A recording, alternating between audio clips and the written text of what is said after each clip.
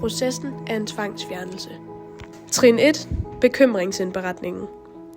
En tvangsfjernelse starter normalt med en bekymring fra en lærer, pædagog, nabo eller en anden person, der kan have mistanke om, at et barn ikke trives godt derhjemme.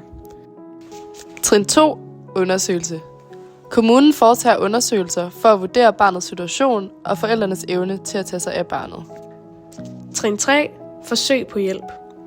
Kommunen forsøger typisk først at tilbyde støtte til familien, f.eks. i form af familiebehandling, praktisk hjælp eller rådgivning. I denne proces får familien også en socialrådgiver. En socialrådgiver er en person, der arbejder med at støtte og hjælpe mennesker i svære livssituationer. Socialrådgiveren spiller en vigtig rolle i det danske velfærdssystem og arbejder ofte sammen med myndigheder, institutioner og borgere for at finde løsninger på økonomiske eller personlige udfordringer. Trin 4. Beslutningen om tvangsfjernelse. Beslutningen træffes af kommunens børn- og ungeudvalg, der består af en dommer fra den lokale byret, 2 politikere og 2 socialrådgivere. Barnets forældre har også ret til at deltage i et møde om valget sammen med en advokat.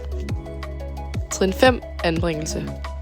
I tilfælde af, at en tvangsfjernelse bliver vedtaget, anbringes barnet i en plejefamilie, på en institution eller hos andre egnede voksne. I meget få tilfælde, hvis barnet har den rigtige alder, kan han eller hun også blive anbragt på en efterskole.